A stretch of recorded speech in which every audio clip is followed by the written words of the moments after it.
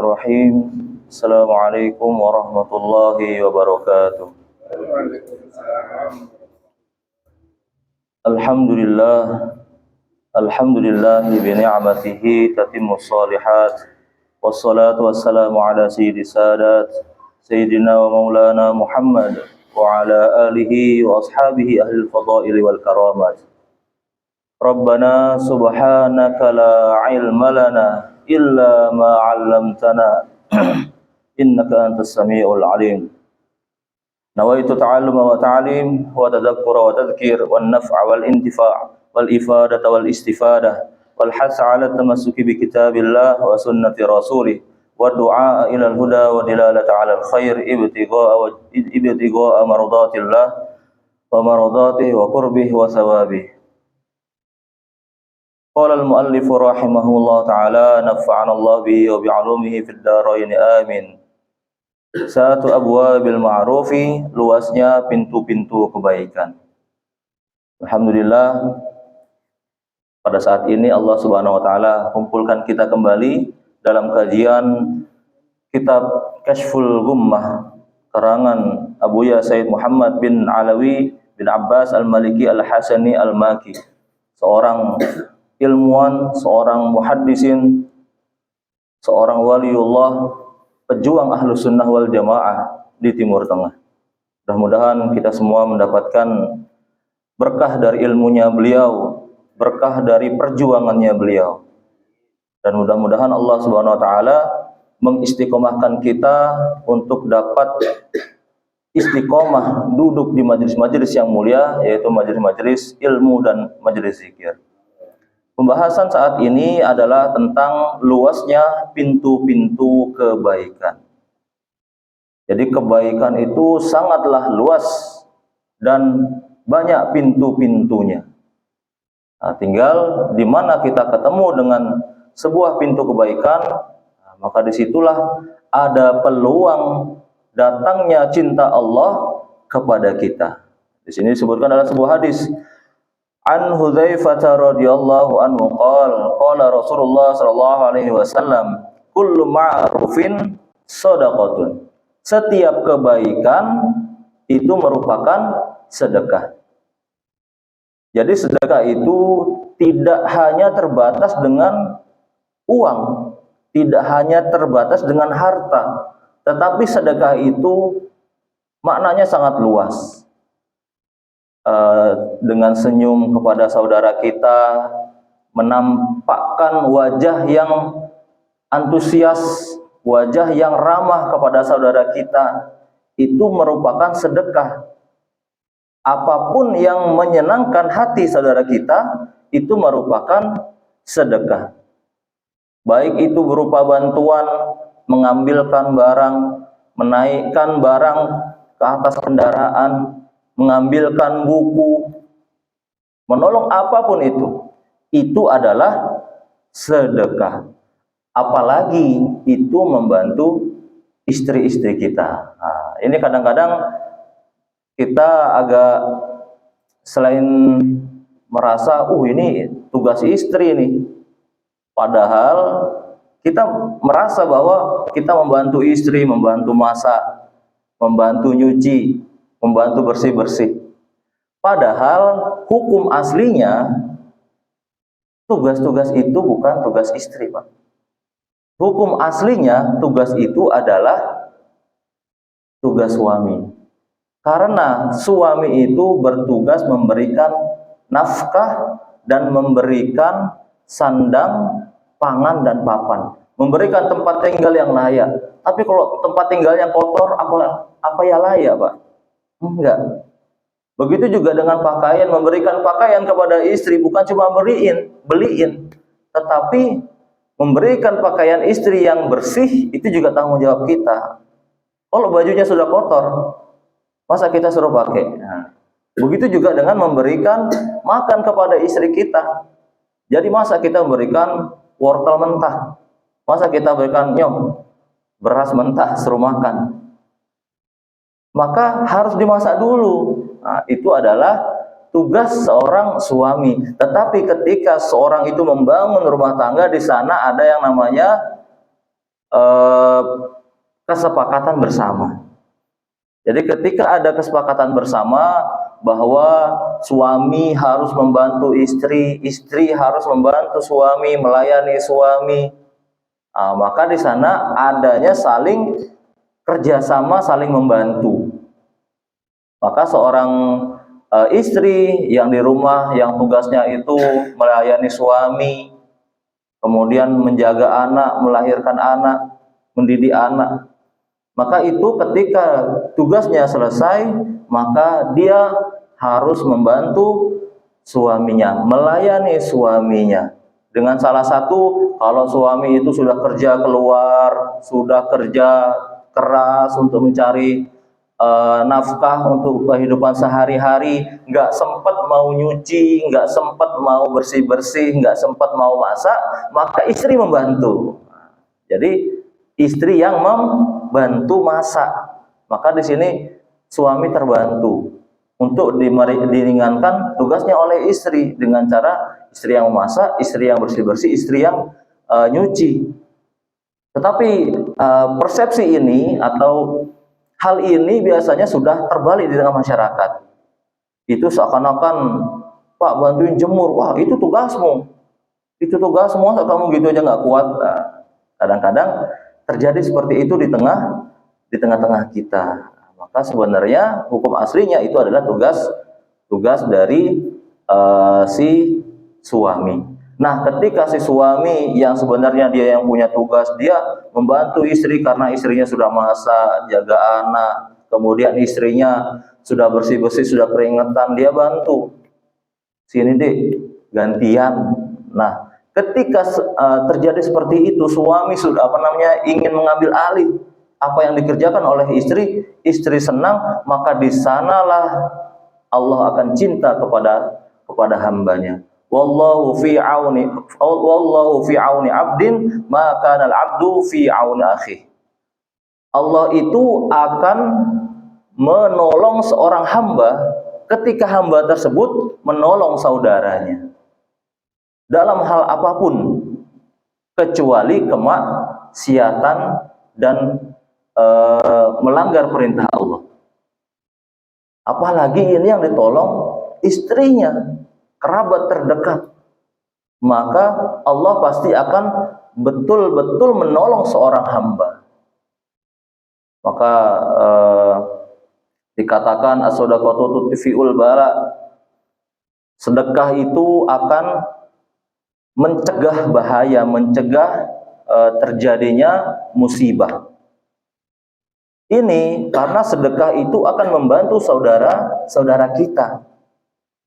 Dengan membantu saudara kita akan senang. Ketika saudara kita senang, maka Allah akan senang juga dengan terjadinya membantu saudara kita ini, dengan adanya sedekah ini. Maka ketika Allah sudah senang, maka akan menghalangi yang namanya datangnya musibah, akan menghalangi datangnya bahaya yang akan datang kepada kita. Dan di sini setiap kebaikan itu adalah sedekah untuk kita. Nah, kebaikan apapun, termasuk kepada anak. Ini anak bandel, kita mau marah, tahan. Itu sedekah. Meskipun tidak bermodal uang keluar, enggak. Kita harus capek jalan, ngeluarin tenaga, enggak. Menahan marah kita kepada anak itu adalah sedekah. Itu adalah luasnya yang namanya kebaikan, karena semua kebaikan apapun itu adalah sedekah.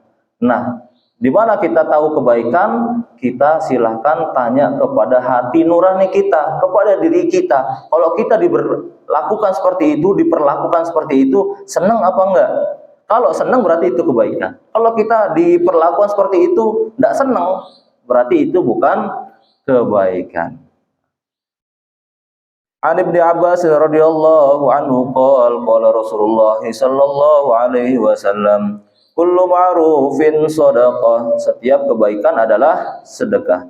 Waddalu 'alal khairi kafa'ili, adapun orang yang menunjukkan atau mencontohkan kebaikan, maka dia seperti orang yang melakukan kebaikan tersebut.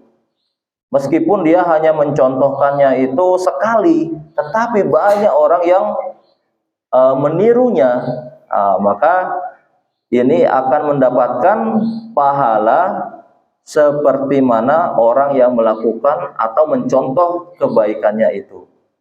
Contoh seumpama ada woro-woro, ada pengumuman akan dibangunnya sebuah masjid. Dia langsung mengeluarkan 10 juta, hamba Allah. Harapannya supaya dia tidak timbul rasa ujub atau timbul rasa ingin dipuji atau sombong. Kemudian ketika ada yang bersedekah 10 juta, yang di bawah yang maunya 50.000 malu. Wah, ini di atas 10 juta nih.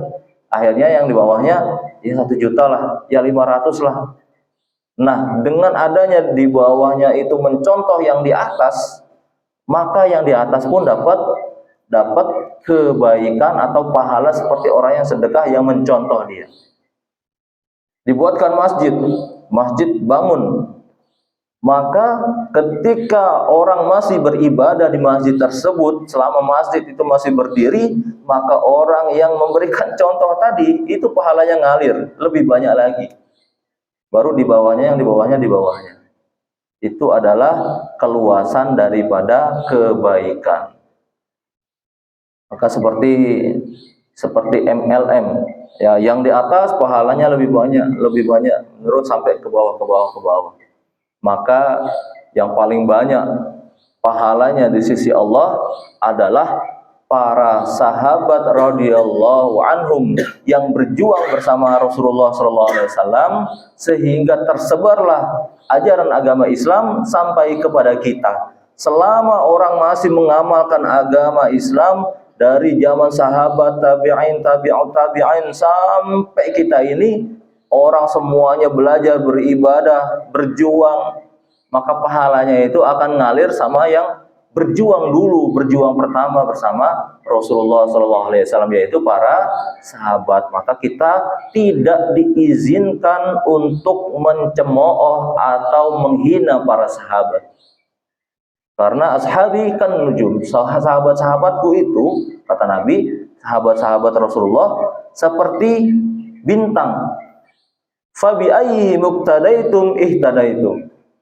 Dengan mana saja sahabat yang kamu ingin menjadikan petunjuk, maka kalian akan mendapatkan petunjuk. Nah, jadi sahabat itu semuanya baik. Dilarang kita itu menghina, walaupun memang di tengah masyarakat terjadi gejolak politik, maka tetap kita tidak diizinkan untuk ini salah, ini sahabat ini sebenarnya nggak boleh kayak gini. Itu nggak bisa, karena mereka adalah pejuang pertama agama Islam. Sampai saat ini kita merasakan manisnya agama Islam. Wallahu yuhibbu ighasatal lahfan. Allah itu mencintai orang yang menolong orang yang sedang kebingungan, orang yang sedang kredit, orang yang sedang kepepet. Nah, ini maknanya luas sekali. Meskipun itu hal yang kecil, ketika dia kepepet, itu keringat dingin, Pak.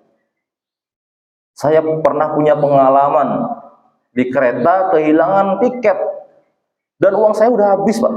Itu sangu saya itu sampai ke rumah mbah saya aja. Sampai ke rumah mbah saya di Banyuwangi. Dari Jember pas itu.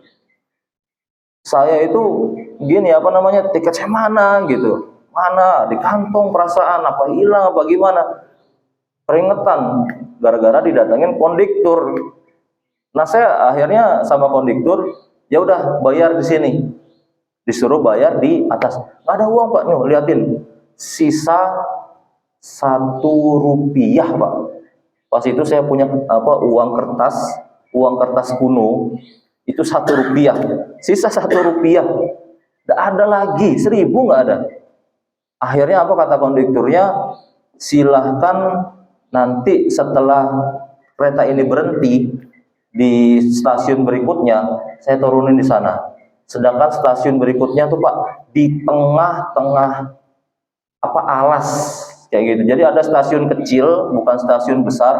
Nanti di sana akan diturunkan. Kata si kondektur itu. Saya pas itu masih agak kecil. Keringet dingin, bingung gimana gitu. Saya HP juga nggak bawa pas itu. Akhirnya apa?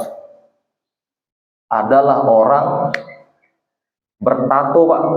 Rambutnya pirang. Piro mas, katanya dia gitu. Padahal pas itu bayarnya cuma 12.500. Kalau mungkin sekarang, ya mudah sekali ngeluarin seperti itu. 12.500, tapi kondisi-kondisi tertentu ada orang yang benar-benar kepepet, yang sangat butuh walaupun itu jumlahnya nominalnya nggak terlalu besar. Saya kebingungan, saya melihat orang yang sekitar tuh hanya melihat, Pak. Saya dilihat orang, banyak orang tuh. Saya bongkar-bongkar tas, nyari tiket. Itu dilihat sama orang banyak. Tapi semuanya diem, Pak. Ketika itu diem. Dan saya lihat ada satu orang yang dia itu pakai dia bertato, dia rambutnya pirang, kayak anak pang gitu, Pak. Dia duduknya tuh di bawah tadi. Dia duduknya di bawah, pas itu masih belum teratur yang namanya kereta. Dia duduk di bawah, dia bangun. Piro, Pak? 12.500. Nih, pakai uang saya. Ya Allah, saya pas itu tuh kayak ketemu malaikat, Pak. Meskipun bertato, meskipun rambutnya pirang, ya Allah makasih, saya cium tangannya, Pak. Karena betul-betul ini penolong saya, ini pahlawan saya, dan saya betul-betul ingat ketika itu. Jadi kadang terjadi seperti itu di tengah-tengah kita ada orang yang kredit, bingung. Nah, bagaimana seandainya dia tuh ya kalau dia benar-benar butuh, kalau dia cuma memanfaatkan kita, bagaimana? Dia itu kelihatannya ya kayak orang butuh sih, cuma dia itu kayak orang kedengarannya, saya dengar dia kayak gini, saya dengar dia kayak gini, katanya gini, pura-pura aja minta bantuan. Maka ketika kita menghadapi hal yang seperti ini, kita tahu hal yang seperti ini, kita itu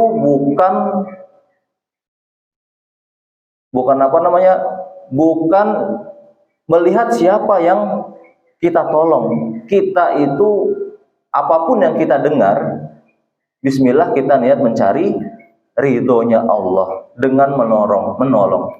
Iya, kalau dia itu pas itu nggak butuh, tapi dia pura-pura butuh. Tetapi seandainya ketika itu dia benar-benar butuh, kita nganggapnya ini cuma memanfaatkan aja nih. Nah, paling tidak kita tetap memberikan. Niatnya kita bukan apa-apa. Niatnya kita ingin mendapatkan ridho dari Allah, ingin mendapatkan pertolongan dari Allah. Karena pertolongan Allah itu yaitu ketika kita selalu menolong hamba-hamba Allah. Dan di sini Allah sangat mencintai.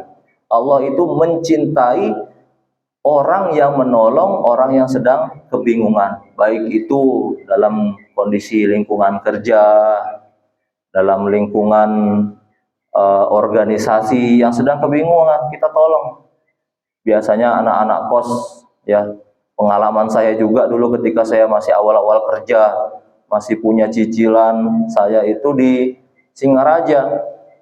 Ketika itu saya di Singaraja, saya itu berangkat dari sini bawa uang 30.000, Pak. 30.000 itu untuk makan satu minggu. Satu minggu 30.000. Akhirnya saya ngakalin supaya saya itu punya makanan selama satu minggu, saya beli mie instan semuanya 30.000. 20.000 saya beli, 10.000-nya pakai bensin. Karena sudah tidak ada uang, saya mau minjem malu. Akhirnya saya makan mie instan pagi, siang makan mie instan lagi, Pak. Ditanya sama teman-teman, tidak sarapan, udah makan. Siang saya nyeduh mie, kok makan mie? Ya, kepingin makan mie. Besoknya lagi sama, ya kepingin makan mie. Sampai sakit perut saya, Pak. Sampai rasanya tuh, asam lambung tuh naik. Ngelihat mie itu kayak pingin muntah. Dan saya mau pinjam, ada uang nggak? Wih, lagi nggak ada, no. Kayak gitu. Saya akhirnya mainan ke rumah saudara. Rumah saudara ngobrol-ngobrol, nggak ditawarin nasi, nggak ditawarin makan. Saya mau ada makanan nggak? Kayak ini jauh-jauh kerja, ya masa makanan aja nggak ada gitu loh. Masa nggak punya uang kayak gitulah bahasanya. Jauh-jauh kerja, katanya kerjanya bagus kayak gitu. Tapi kondisi-kondisi tertentu, ya kita memang terjadi seperti ini, ya. Jadi memang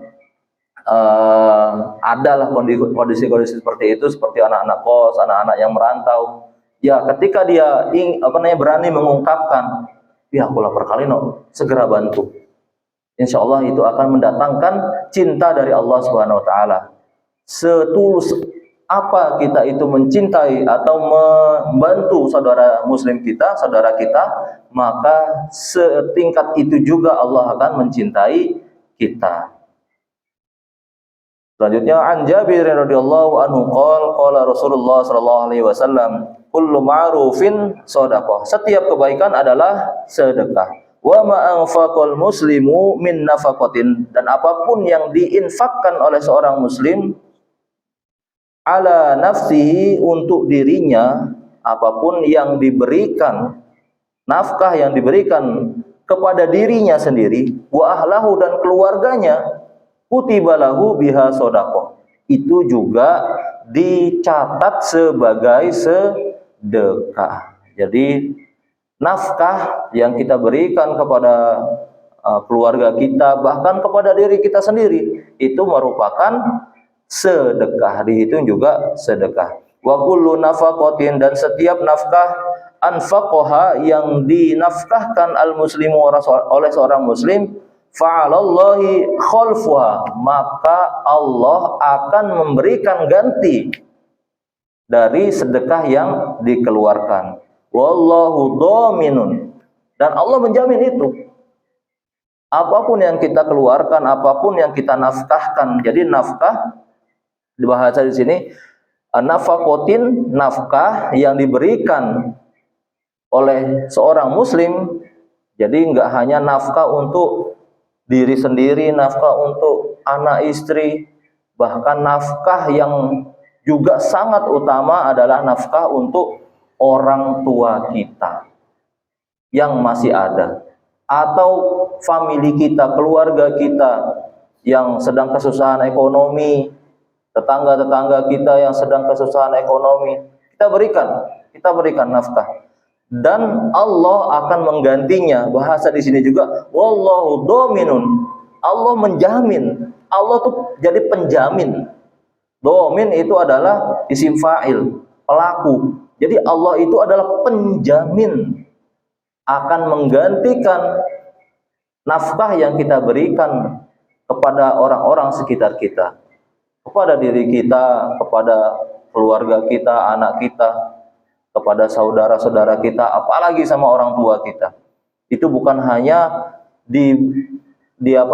akan diganti, memberikan berkah kepada rezeki kita. Kalau merasa rezeki kita tuh kok hilang berkahnya, susah sekali berkahnya, banyak tapi kita tidak bahagia, coba senangkan orang tua, bahagiakan orang tua dengan sedikit yang kita bawa, dengan apapun yang kita berikan, maka itu akan memberikan berkah ke dalam rezeki kita.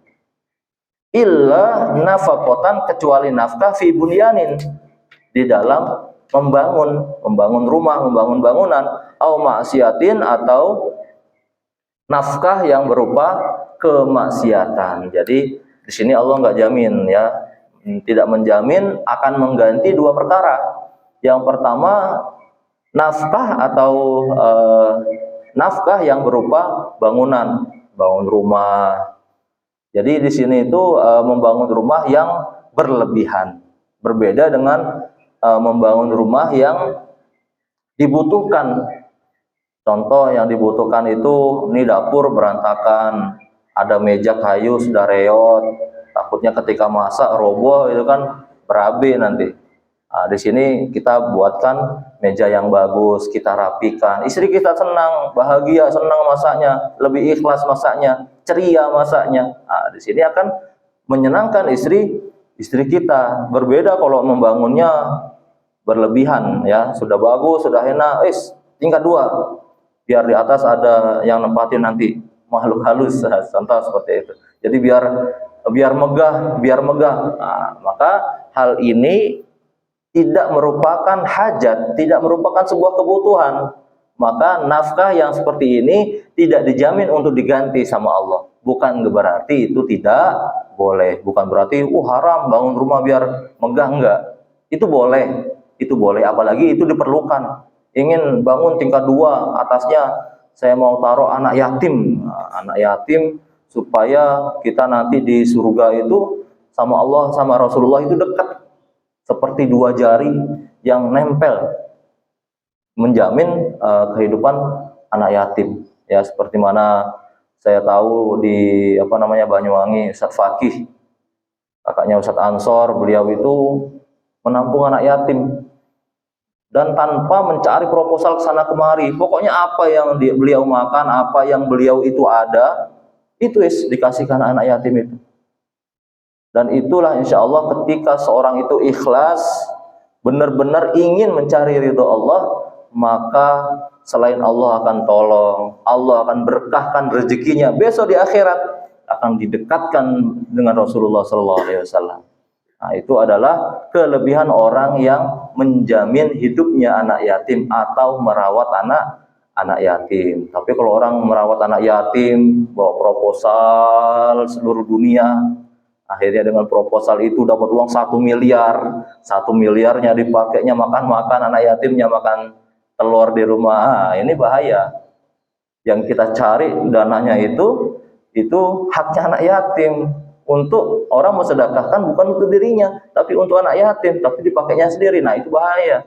Bahaya karena bisa memakan haknya anak yatim. Nah, ini bahaya sekali.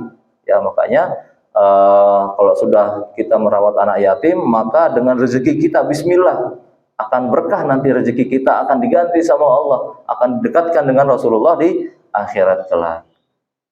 Lagi sedikit, an Abi Hurairah radhiyallahu anhu qala Rasulullah sallallahu alaihi wasallam, kullu sulama, setiap persendian minan nasi dari manusia, alaihi shadaqatun, itu memiliki kewajiban untuk disedekahkan. Jadi kurang lebih persendian di tubuh manusia ini 300 lebih.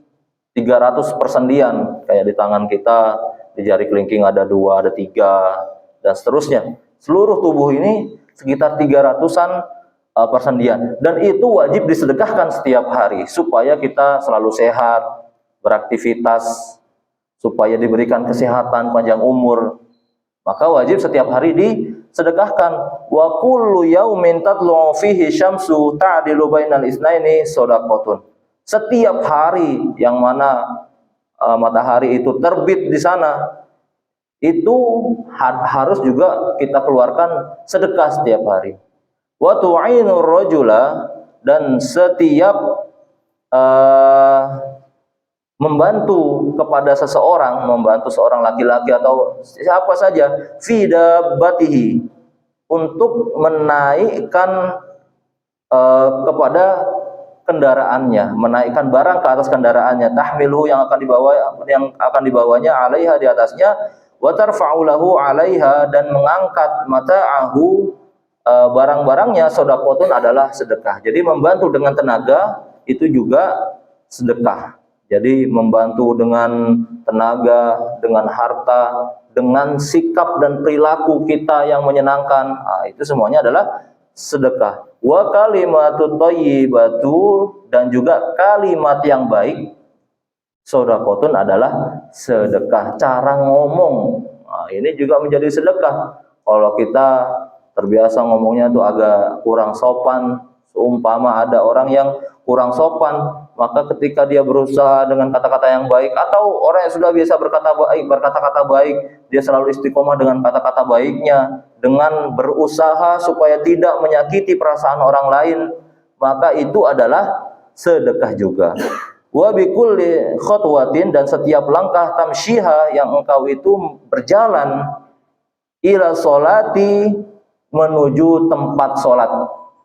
sholat berjamaah, ataupun kita dari perjalanan mau sholat nih, saya mau sholat di sini, maka kita perjalanan ke sana itu sodakotun adalah sedekah. Jadi setiap kebaikan-kebaikan yang kita lakukan setiap hari itu untuk sedekah kepada sendi-sendi di tubuh kita.